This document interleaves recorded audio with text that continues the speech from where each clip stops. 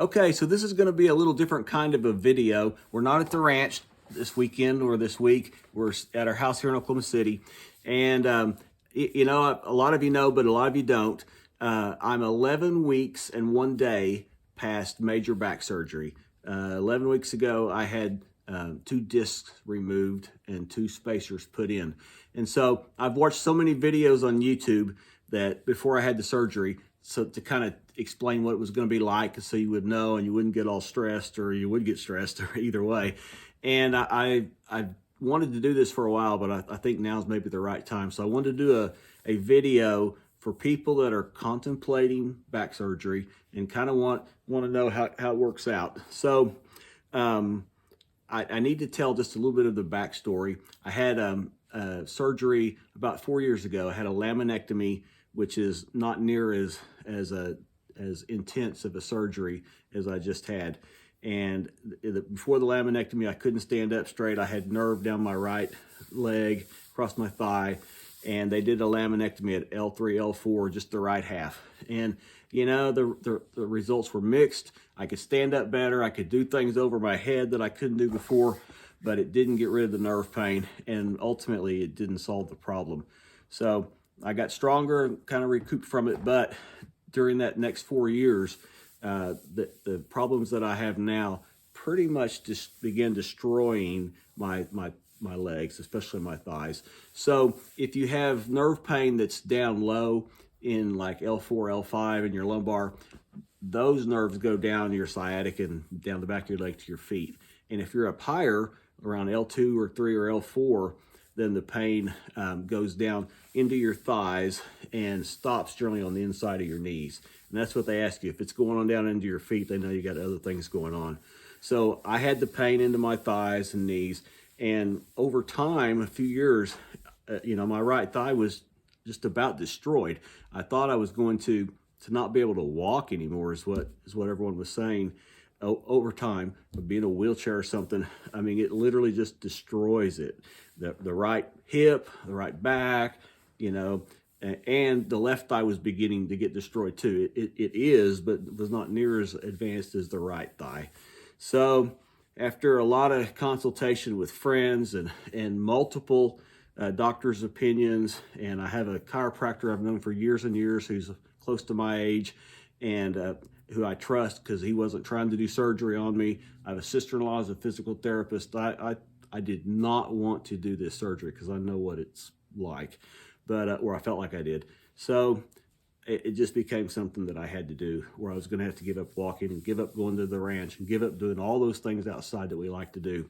So on November the 4th, I had surgery here in Oklahoma City. I had it at McBride Orthopedic. The surgeon was Kevin Wiley, and I can't say enough good about the place. I loved the place. The facility was second to none. I think the surgeon is second to none.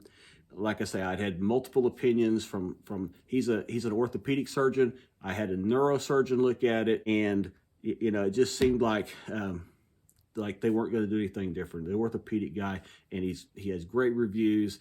My sister-in-law knew some people that knew him, and so I rolled the dice, because you are rolling the dice when you have back surgery. It may get better, it may not. It depends on how long the nerves have been pinched. There are a lot of moving parts when they do what to anybody what they did to me. So, you know, that's just a scary thing. So, but anyway, so I had the surgery on Thursday, November the 4th. It was scheduled bright and early in the morning. It actually, they took me in around noon. It was to be a 3-hour surgery, and it went 5. My wife was really worried. They called out and they told her they were doing some extra stuff and everything was okay, but she was really stressed. And then I was 2 hours in recovery instead of 1, and I was not good when I came out into the room. I don't remember any of recovery. I showed up in the room. I was, you know, not, according to her, not well. I just wasn't. But they went in through my side, through my right side, and I'm not going to get up and show you the stuff, but they went in through my right side and all the way to the back, and they took 2 discs out, one at a time, took a disc out, pried it open, that space between vertebrae, as much as they could. They put a spacer in. The spacer's got a hole in the middle of it. It's made to hold stuff that helps your bones grow. So they inserted the spacer, as big a one as they could pry it apart, you know, because it's all held tight. And then they went up a notch and they did the same thing above. And honestly, he felt like they had a big enough spacer, but it wasn't as big a spacer as he wanted. So the smaller spacer was between L2 and L3, and the spacer below it was between L3 and L4. And L3 and L4 was I had problems all along. L2 and L3 was new that had come along. And at this point, I'll put a little MRI picture and an X-ray so you guys can see that.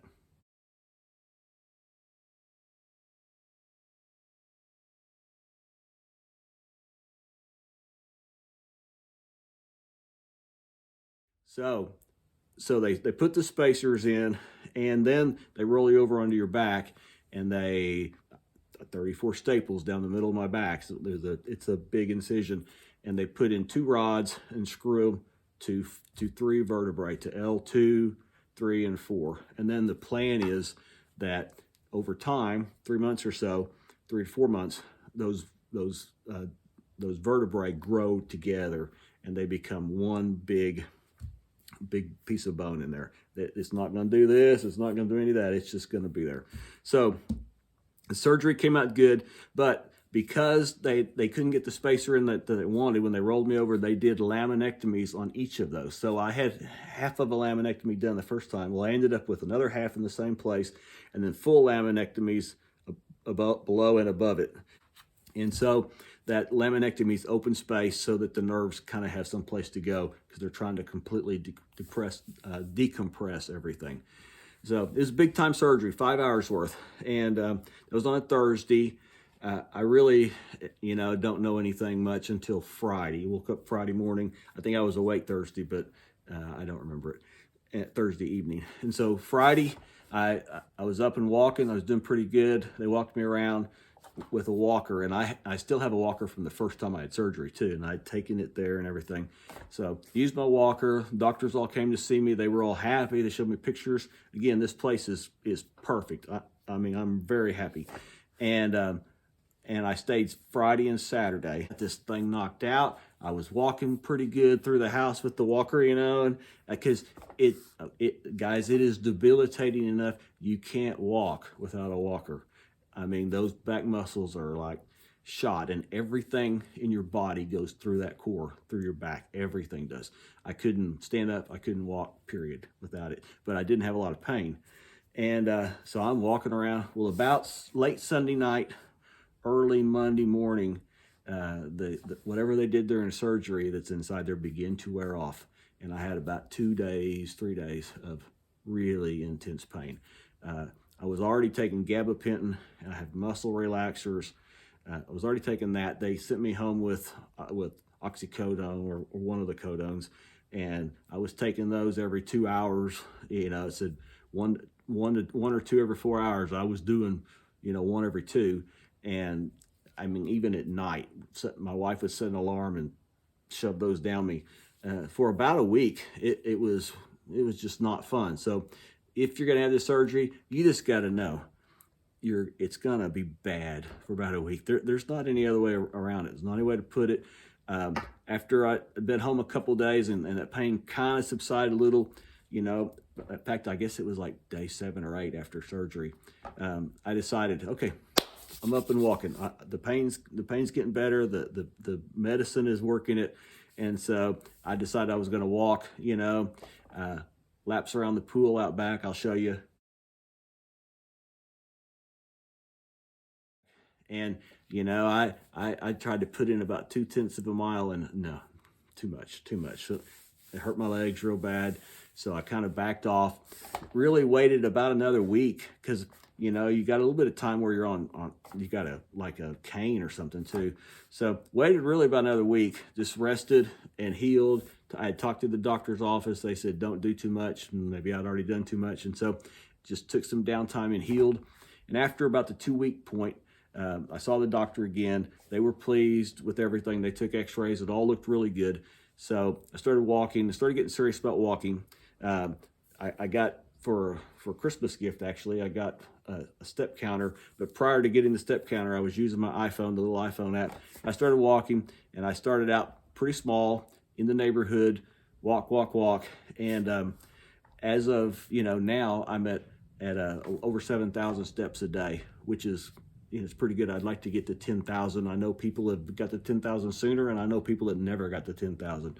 The pain is going away. The nerve pain seems to be getting better. The muscle pain is pretty much not there at all. Before the surgery, my thighs felt like I had just run up a flight of stairs all the time. On the good days, that's what they felt like. On the bad days, they just cramped, and you couldn't even hardly stand to be out of the recliner. They just cramped like you wake up in the middle of the night with a leg cramp or something. And so I didn't really have a choice. But anyway, I don't have any of that muscle pain now. There's different kinds of nerves. There's sensory nerves and there's motor nerves. Once those motor nerves get pinched and you get that kind of stuff going on, you have to fix it. Again, I'm at 11 weeks. Things are going good. I'm walking. I'm getting stronger. There's no bending, no lifting, no twisting for another 3 or 4 weeks. And then at some level, I'm going to start physical therapy. So here's the thing that's really different. 4 years ago when I had surgery, the thing to do at that time, they put you in the back brace, and you wear the back brace for 6 to 12 weeks, and then when you take the back brace off, every muscle you have is so weak that it's even worse. It keeps your back solid, but the muscles just deteriorate. So the new thought, and my doctor went with the new prevailing thought, is you don't put them in a back brace. So I've not worn a back brace this entire time. They want you to walk, to get around the house, to go to the mailbox, do whatever you do, take as many steps as you can, and they don't want you wearing a back brace, at least me, because they want those muscles to get strong and not continue to deteriorate, because the surgery is bad enough on them. You don't need to put them in a brace where they don't do anything for a couple of months. So anyway, I've not been in a back brace. I have walked a time or two. I've probably bent a time or two too much, but for the most part, the not lifting is easy. You just don't pick stuff up if it looks heavy. The not bending is pretty easy. Every now and then you'll bend a little bit more than you should. But the part that's hard not to do is the twisting. You reach around to get something off the table next to you. It's real easy to twist. But I've not hurt myself. I've done really good, and I feel real good about it. And I'm feeling better every day. I'm feeling stronger. There is something that you need to know, okay, at least for me, and I'm told that it's kind of normal. At about 4 weeks past, somewhere in there, 3 or 4 weeks, 4 weeks, I think, I got huge nerve pain in both thighs. I mean, the medicine wouldn't control it. The oxycodone wouldn't control it. It was worse than it had ever been. And I'm like, oh my gosh, I've done something. I'm not going to be able to live with this. I rolled the dice. I had this stupid surgery, and now I'm worse. I'm going to be worse the rest of my life. It had been that way about 10 days or so, and I was scheduled for my normal doctor's appointment. And I talked to my sister-in-law, and she told me, she said, that's normal. I saw the doctor, and he said, that's a good sign. And I'm like, a good sign? I can't live like this if it's going to be like this. He said, no, that means the nerves are getting awake. They're plugging in. They're doing what they're supposed to do. He said, it's a good sign. He said, if they don't do that, then it means, they've been damaged and you may not ever really get it back. So that went on for a couple, 3 weeks, and then it began to subside. And right now, the nerve pain's pretty much gone. That came back. I still have a little bit of residual from before the surgery, and as long as my nerves are pinched, they think it's going to take some time, but it is getting better and better every day. I don't have any of the thigh pain. I think it's pretty good. So when you have this, it's going to make you drop stuff. It is so weird. And it did it on the other surgery too. I don't know if it changes your coordination. I don't know what it is, but everything you pick up, you're going to be dropping stuff all the time, all the way to the floor, and you can't bend over to pick it up. I mean, you can, but it's going to hurt, and you're not supposed to. So my wife had bought me a deal like the second day after surgery, and I'll show it to you. So it looks like this. It's a picker-upper. You get it at CVS. This end squeezes. This end does this. And it's 32 inches long. Has a magnet on the side even. This thing is great. I mean, it's like 25 bucks. It is great. And it's something that I'll be able to use for a long time for other stuff too. I know I'll need it for a while, so it's money well spent. You know, you got two choices. You can get something to pick stuff up with, or you can just make your wife do it all the time.